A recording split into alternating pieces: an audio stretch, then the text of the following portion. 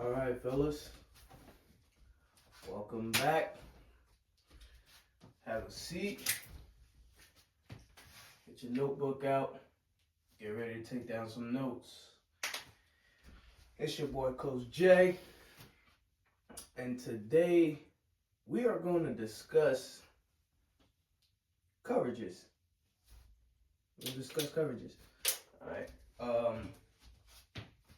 I know I use a lot of terminology that not everybody's able to understand.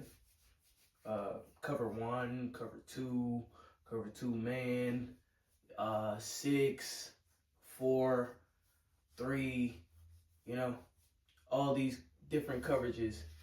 Not everybody actually knows what's going on when I'm saying these names and I'm calling out these names. So I'm gonna give you guys a chance to understand it now. So we got the Pittsburgh Steelers and the Cincinnati Bengals. All right, first thing that we're starting off with is a cover one. So cover one is exactly what you hear. All right, you got one safety who's in coverage, zone coverage. We're gonna say that. One high safety. Everybody else is in man. Everybody else has a man. All right. It's different types of cover one. Okay. 9 times out of 10, teams run cover one with a hole defender. Hole defender, meaning this linebacker right here. Sometimes it might be a safety coming down and taking over this middle zone right here. Anything that's coming across, is that safety's job to disrupt it. That safety's job to get in front of it and basically take away that option. Okay, so you might get beat inside as a slot corner, but you'll have this hole defender able to help you recover, able to help you take away this inside breaking route that you get beat on. You can recover, and same thing with this safety. If you get beat deep, all right, 9 times out of 10, if your receiver gets an outside release, you're on your own. You got to cover that for the most part. It's almost impossible for a middle safety to get all the way out here. But if you get beat anywhere inside, let's say a post, that safety's got your help. Same thing with this bottom defender down here. You get beat anywhere inside, safety's got your help. If you get beat anywhere intermediate right here, the hole defender will have your help.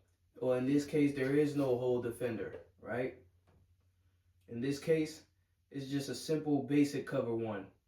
No hole defender. Just one high safety. So this means that, once again, everything must go outside. Every release must go outside. So the biggest rule in cover one and cover two, and by cover two, I mean cover two, man-to-man cover two, which is rarely played nowadays unless you got a disruptive and a real fast receiver that you're going up against, like a Tyreek Hill. The cardinal rule in this defense is MOR as a cornerback. MOR. What does that mean, Coach J? MOR just means must outside release. Must outside release. So, if any of these receivers, if you give them the inside, you might as well just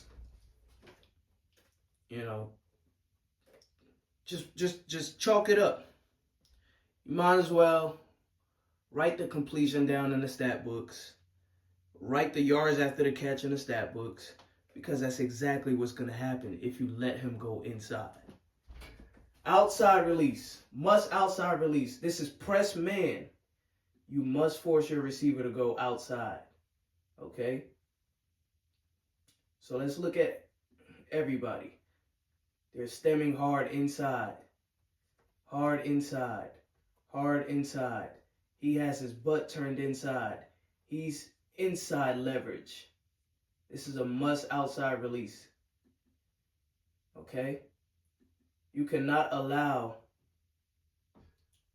your opponent to get inside. If he catches this ball, he's near the sideline, you can make that tackle. Right? That's where you want the ball to go. If the ball is going to be completed, you want it completed towards the sideline. If that ball is completed towards the middle of the field, it is a recipe for disaster. Okay, I'll let you guys see it one more time. This is a cover one, okay? Cover one, everybody's in coverage. Safety is literally just playing the middle of the field. All right, so next coverage that we're going to talk about is cover two. All right, cover two zone. All right, you call this 9 times out of 10. You want to stop the quick game. You want to stop the short pass. You want to take away anything quick and underneath.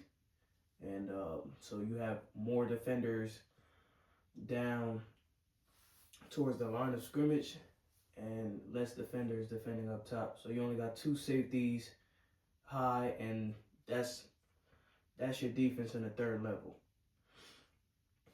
Intermediate, we got 2 backers, 1 nickel, and 2 corners down low around the line of scrimmage. And we'll see. So we got 2 flat guys. We got flat here, flat here. 9 times out of 10, it's going to be a hook defender, middleman, hook defender, and 2 high. So this is how cover 2 looks.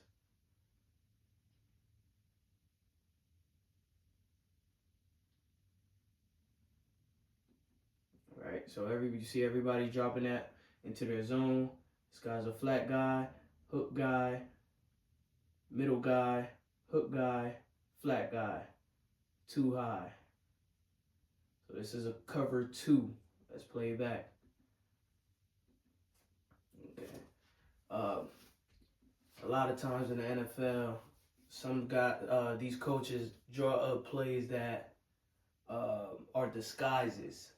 So they might show you this look, and this would look like a cover 2 all the way. And at the very last second, when we're ready to snap the ball, these corners back off, this corner backs off, and they turn it into a whole different coverage. So they do this to fool the quarterbacks, because quarterbacks are supposed to be identifying the coverage, or at least having an idea of what coverage is being thrown at them in order to either check out and get into a better play, or having a pre-snap decision, basically playing the play over in his head before you even get the snap of the ball, to have an understanding of where you're going to go with it once you get that snap. But right here is just a simple cover 2. Nothing special about this one. Linebacker backs out the last second. He's going to carry this flat man on until probably about another 5 yards upfield, and then if anybody goes down in his zone, he has to come back down. So we'll see that. And yep, just pass him on, and they come up and make the tackle. Once again, you want to take the short pass, so whenever your defensive corner calls a cover 2, he's anticipating a quick game, quick pass, something to the flats maybe, or a slant, or maybe a hitch route. And you want to take all that away. You want to be able to come up and make that tackle if that pass is completed. It's the reason why we call cover 2. My next video would be, maybe I can add a different variation of cover 2 in this video. Alright, so let's look at a different variation of cover one. Once again, guys, when we're in cover one, you do not want to get beat inside, because 9 times out of 10 there's no help inside. Well, in this situation, Patrick Queen will be the hole defender. So he'll be adding that extra help if you end up getting beat inside. So now you can afford to play straight up, and you don't have to necessarily have inside leverage. Once again, cover one, this is still Minkah Fitzpatrick. He's still manning this deep zone, the deep middle, and he's got intermediate middle. Everybody else is lined up man to man across the board, and usually a lot of teams, not in this specific play, but a lot of teams would do a banjo call with these two linebackers. Okay, these two linebackers are matched up on this one running back. Okay, Khalil Herbert, I believe. So these two guys would be matched up, not in this specific play, but these two guys would be matched up on this one running back. And the banjo call is basically, if he releases out this way, this linebacker chases and follows him. This guy will be the hook defender. Not hook defender. This guy will be the middle defender. If he releases out that way, this guy will be his defender, and Peyton Wilson will turn into the middle defender. Well, in this play, it's just simple. There's nothing added to it. There's no different types of ifs, ands, or buts. It's just simple. Peyton, you got him. Wherever he goes, that's where you go. Queen, you're the middle defender. And everybody else is matched up as well. And yep, you get a throw to the tight end for no yards. Good play.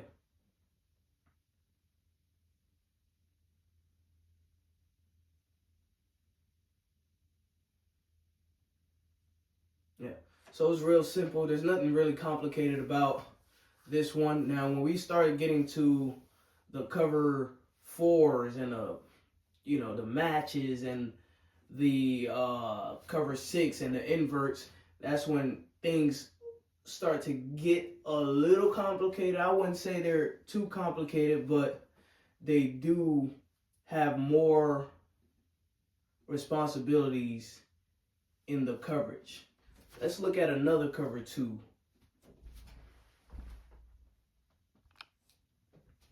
All right, guys. So I was able to find a rare coverage. Like I said, this is rarely called nowadays in the National Football League. This is the cover two man. All right. So everybody, that just is as simple as it can be. Everybody's lined up man to man, and there are two high safeties over the top. So now you can really play this aggressive. You can take anything underneath, and if your guy beats you over the top, just know you have a safety on each side of the field to be able to help out. Now, if you're getting beat over the middle, I don't know how fast that safety help is going to get there, but you should play it underneath. If you play it underneath, you'll be just fine.